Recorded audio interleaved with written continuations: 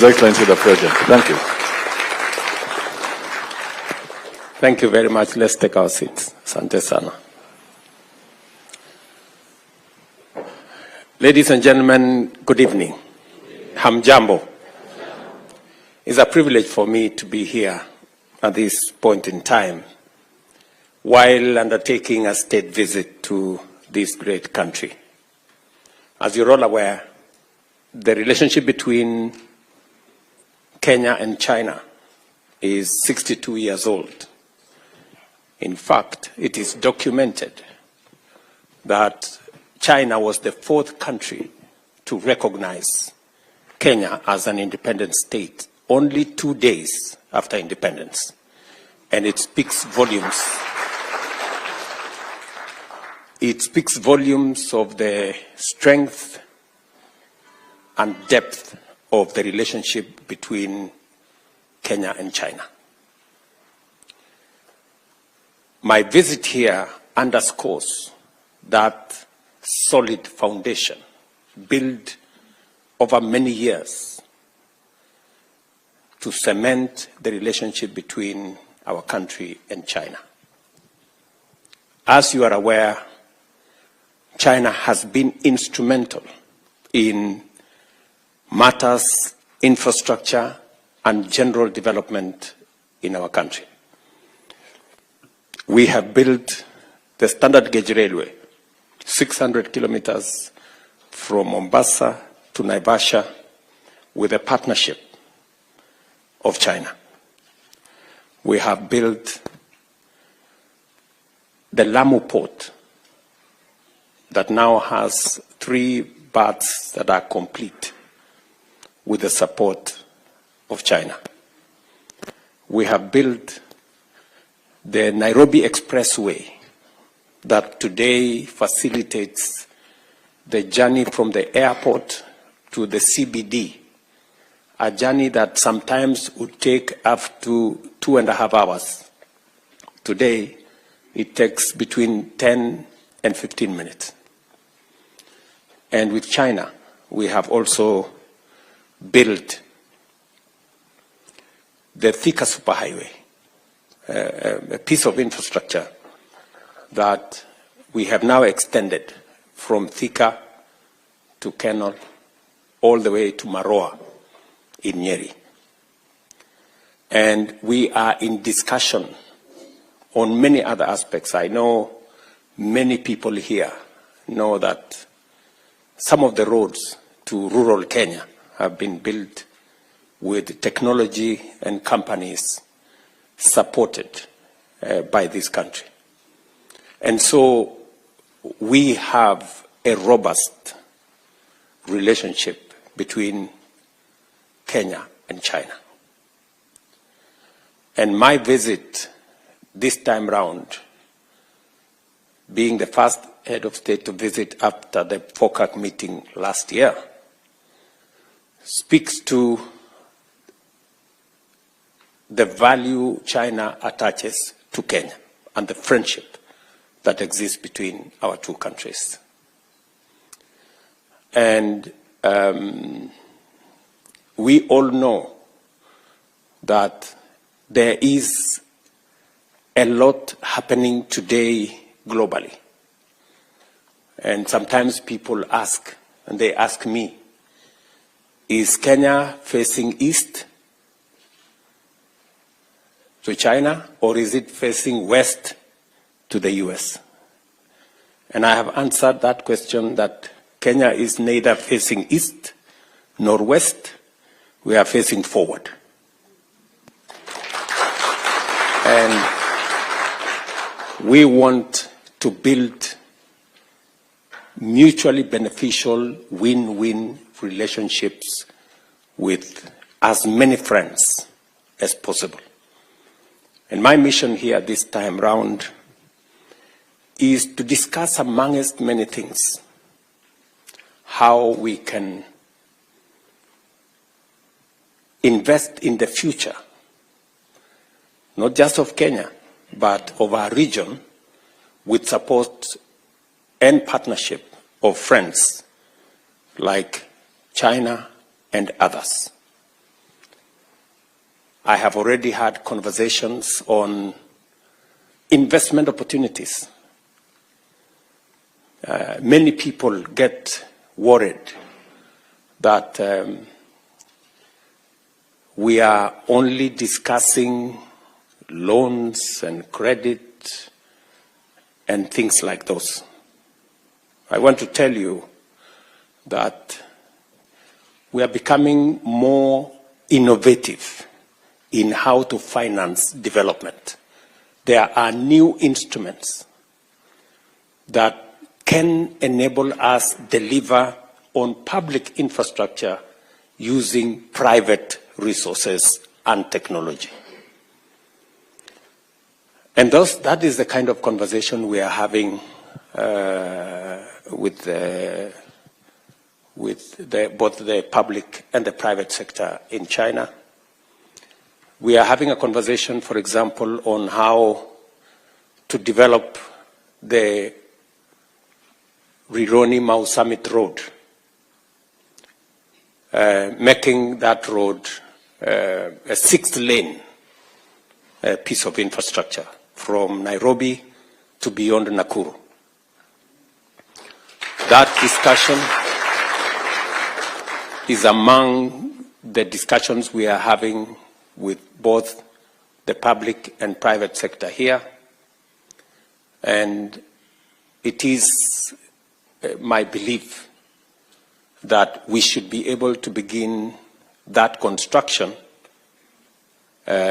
between June and July this year and take it to its logical conclusion. Beyond Mau Summit, we should be able to take it all the way to the border in Malaba. That is the request I have from the people of Kenya, and we are actively working on it. We will also be concluding discussions on the development of road infrastructure. I was here last year, and we signed off on 2 billion RMB facility that will help us conclude some of the roads in Kenya. We will be discussing investments in other areas of water and how we can leverage the private sector to drive that development of infrastructure. That is why I have officials from the Ministry of Water here. We will be discussing interventions on connectivity between Kenya and China, discussing the connectivity in terms of direct flights between this country and Kenya. Very importantly, we will be discussing trade. As you are aware, we have trade that is growing between our two countries. In fact, statistics show that we are all the way to $8 billion of trade between Kenya and China. Our concern as Kenya is that that trade is not balanced. And it is the conversation we are having.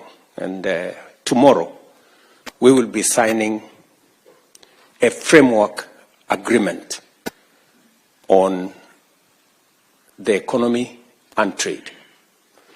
And that framework agreement is going to give us the opportunity to discuss a bilateral trade agreement between Kenya and China. And I just had a meeting this afternoon with the Prime Minister, and he agreed with me that that trade needs to be balanced. As you are aware, Kenya is importing close to $4.5 billion of goods and services from China. And yet, we are exporting only about $200 or $250 million.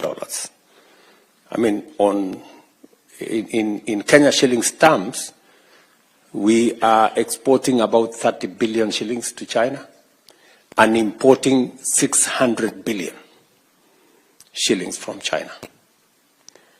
That kind of relationship, we all agree, is not sustainable, is not balanced, and therefore needs a thorough conversation.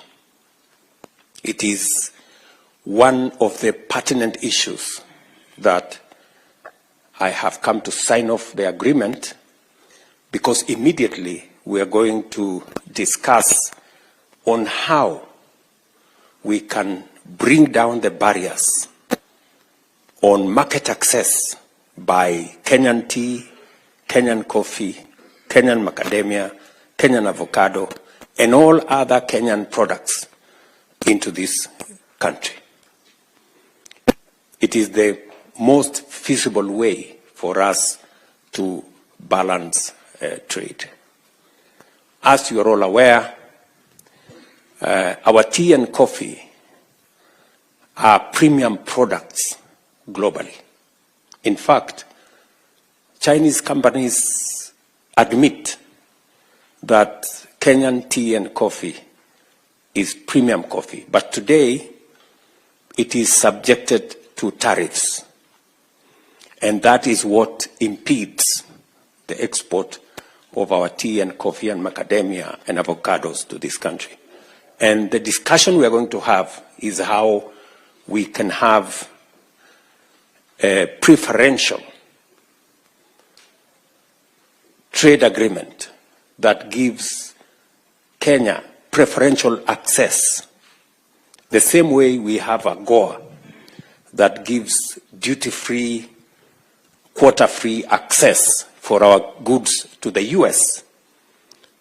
The discussion we're going to have is that of a duty-free, quota-free access to the Chinese market for our products. That way, we can export more to this country, export better products, and we're going this time around to be exporting processed agro-products into this market. I am very happy that we have made tremendous progress in this pursuit. I remember when I appointed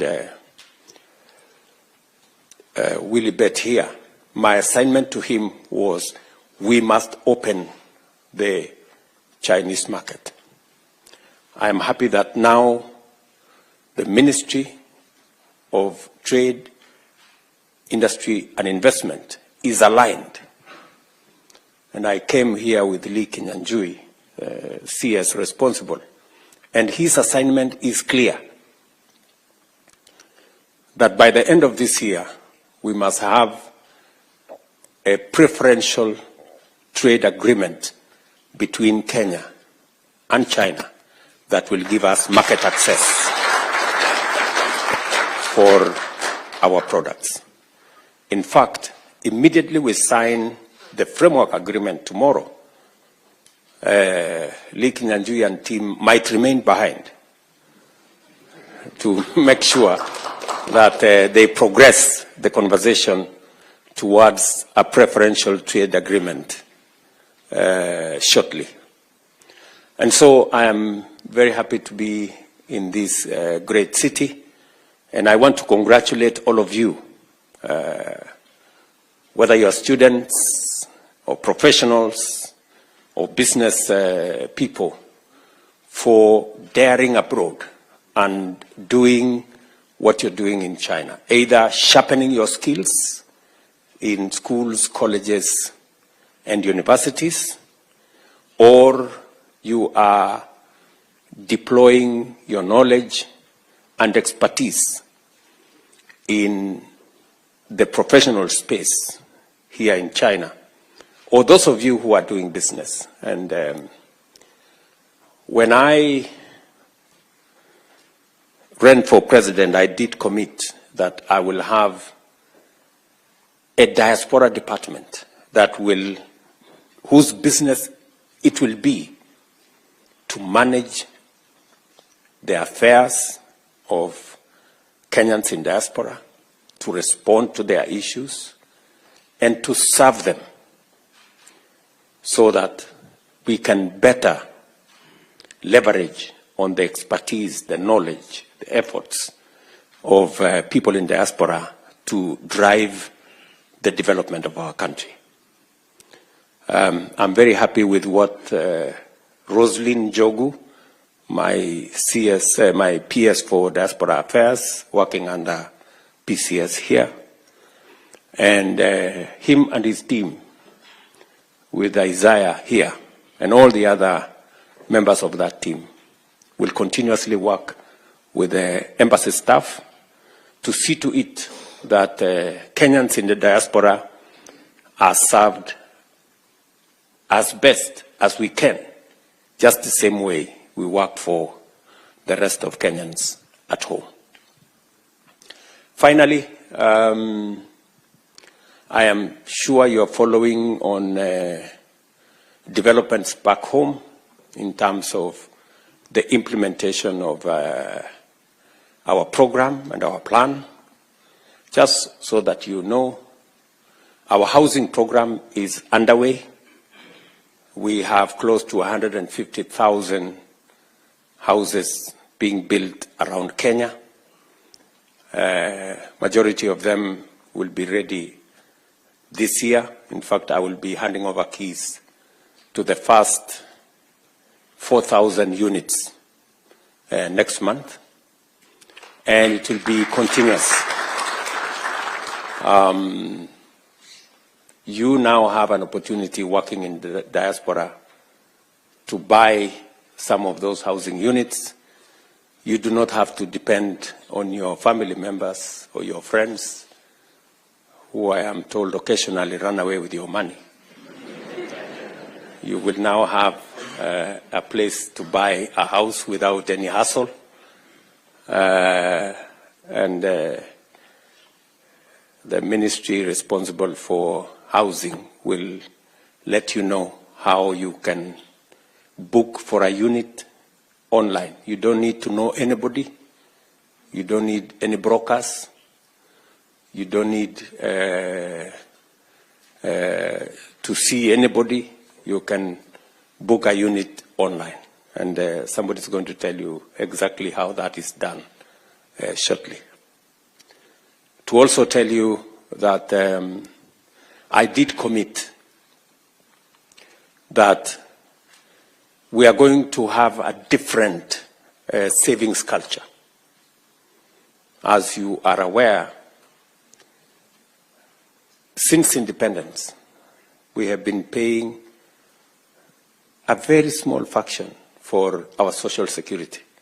In fact, up to 2 years ago, we were paying 200 shillings for everybody to National Social Security Fund. And in 60 years, we only managed to save 320 billion shillings. In fact, we have a smaller social security, smaller than Tanzania and smaller than Uganda. Yet we have a bigger economy. But I made the decision that we are going to change the regulations and the law governing savings in Kenya. Why? Because investment is a function of savings. You cannot invest if you don't have any savings. You have nothing to invest. And just for your information, China, savings in China is 55% of their GDP. In Kenya, we were at 8%, maybe 9%, maybe 10%. It is my intention to push savings as a percentage of GDP to between 25 and 30%. That is where a majority of countries are. And because of the changes we have made, the good news is that while we collected or saved 320 billion shillings for 60 years, in 2 years, we have doubled our savings, just in 2 years. By the end of this year, we will have 650 billion shillings saved because of the changes we have made. And by 2027, we will have 1 trillion saved.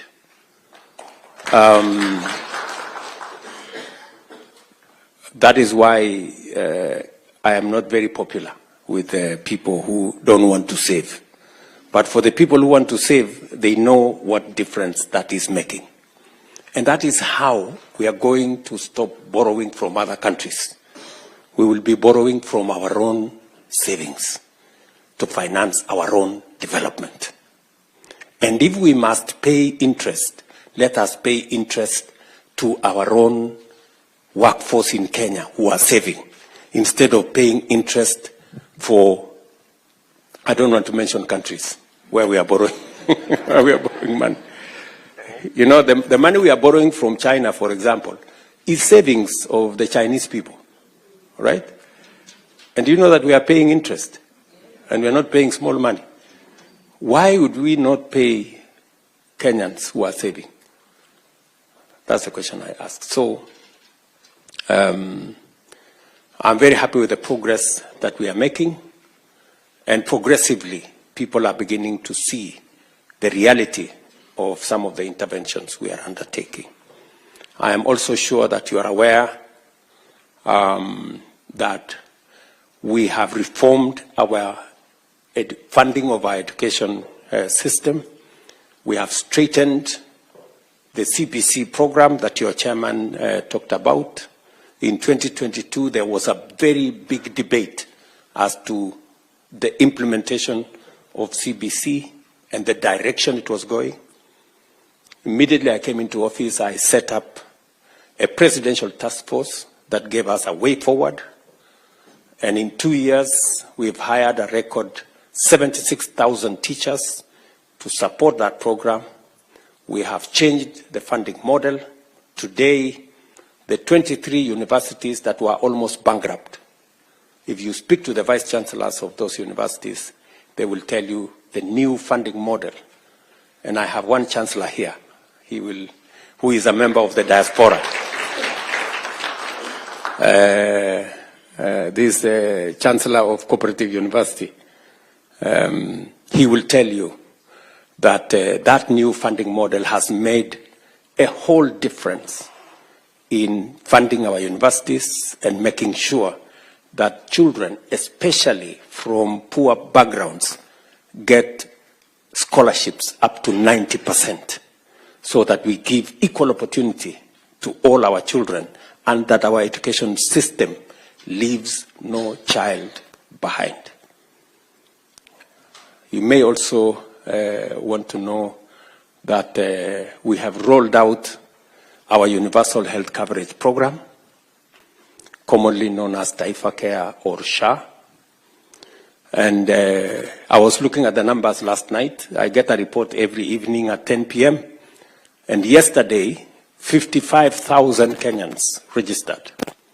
On average, every day, between 45 and 60,000 Kenyans register. For the first time, people who have never been on health insurance are experiencing health insurance. In the past, NHIF was reserved for people who are either salaried or they were in a position to pay.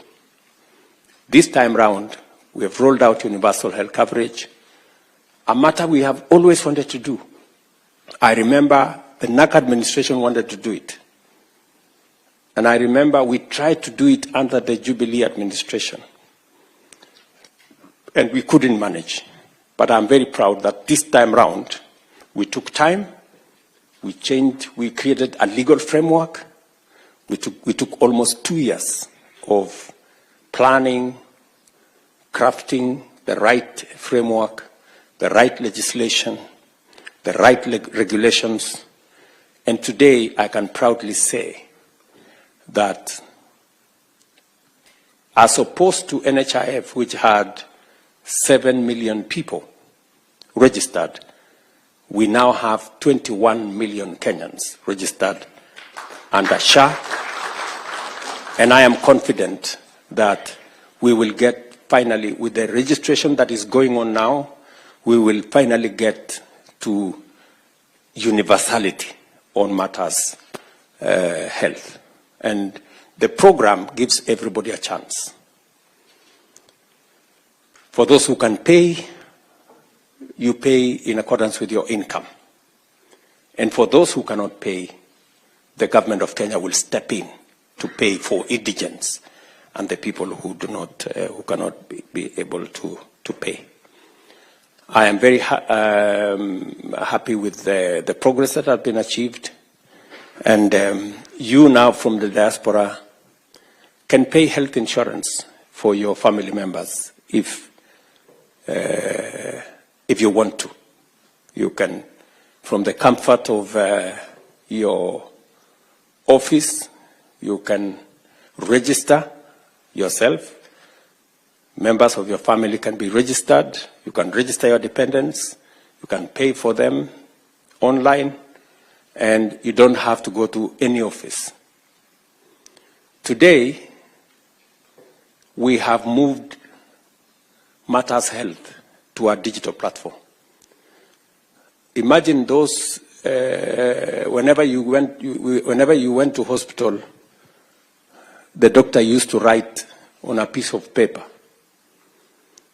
and it graduated to an exercise book. Somebody had an exercise book the doctor wrote somewhere.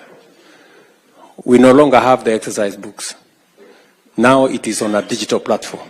You don't have to carry no exercise book. All you need to do is to go to a hospital, produce your ID, and your health record will be pulled from a digital platform, and the doctor will know which hospital you have gone to, what medicine you have been given, what is your health history, and they can take it up from there. We have also eliminated, using that digital platform, many quack doctors, fake hospitals, and many other fraudulent activities that informed our health infrastructure before. Because now it is not possible to treat anybody unless they are identified. There were incidences, for example, where one person was amputated 10 times in the old system because there was no health record, and it was easy to fraudulently make claims to NHIF. That is not possible anymore, because once you are identified that you are amputated twice, the system will not agree for you to be amputated again, because they will know that your limbs are finished.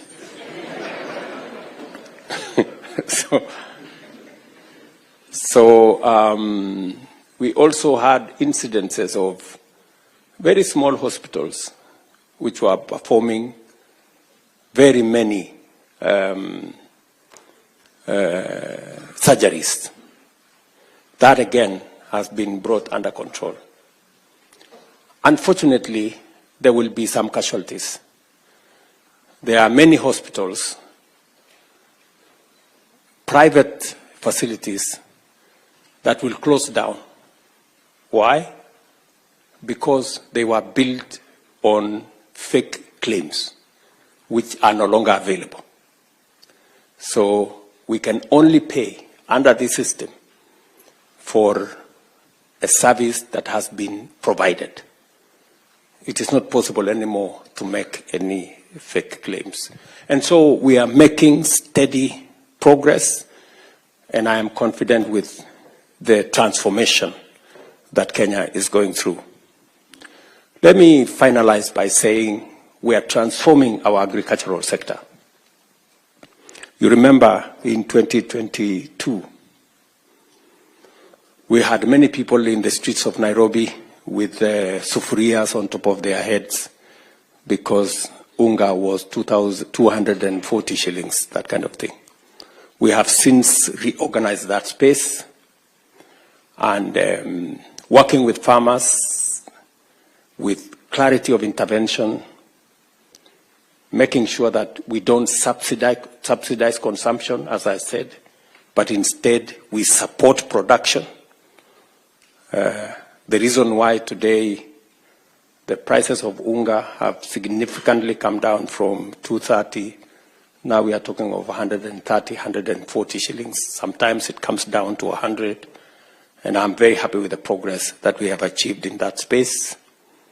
Today, if you ask, because of the reform we have carried out in the agricultural sector, milk that was retailing at 35, 38 shillings, we now have standardized milk prices at 50 shillings to the farmer.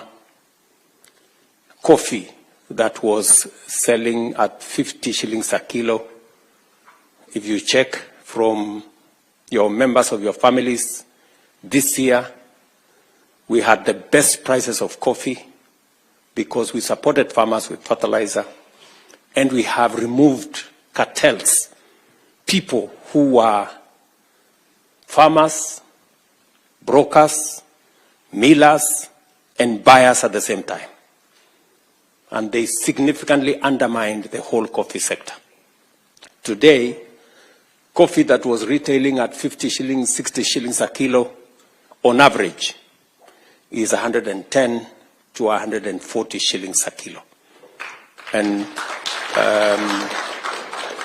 if any one of you is a coffee farmer, you will bear me witness. This year, last year again, we made huge progress with our tea.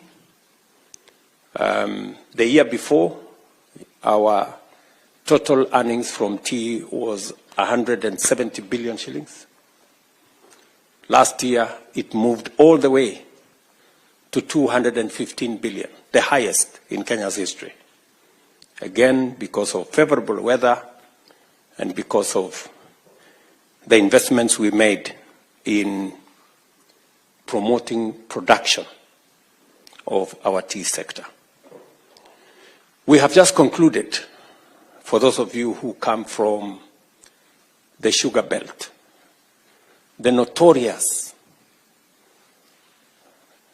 sugar problem that has been with us for 30, 40 years. We've just concluded the reform of that sector. And for those of you who follow Kenyan news, the cartel in that sector was so vicious that I had to tell them, mambo ni matatu. And ever since I told them mambo ni matatu, now we have concluded the reform of that sector. And my intention is that, like the other sectors, the sugar sector that has suffered for many years, we are now the factories will now be able to pay farmers on time, pay workers on time, and for the first time, pay bonus to sugarcane farmers. The first factory did that last year. That is Mumias. And this year, we have concluded the reform process of Chemelil, Miwani, Mohoroni, Soni, and Zoya. And by the end of this year, you will see a very big difference. Just because of the interventions we made. Last year, contrary to what we have done all the years, we imported very little sugar. And in the next 2 to 3 years, Kenya will be a sugar exporting country. Because of the interventions we made, 200,000 acres of new land was put under sugar production, because farmers can now see that there is seriousness in the sugar sector. So, this is the interventions we are making as a government. We are pulling our country in the right direction, and I am very confident that Kenya is going to be a better place for all of us. We must consistently, persistently work together towards making Kenya this great country that we all want it to be. It is not going to happen overnight. It is not going to be easy, but it is worth all our effort to make it work. I have every intention to make it work. And I am committed to transforming this, our country.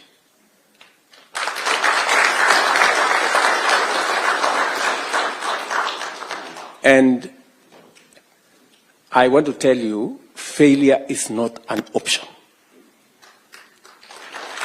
It is not an option. We are going to make our country great because we have all the ingredients to make it happen. We have a hardworking population. We have the resources that we need, and we have the commitment to match what we require to push our country forward. I invite you, as Kenyans in diaspora, to work with us, to leverage on all the possibilities that exist for us to forge a collaboration, a coalition of making our country succeed.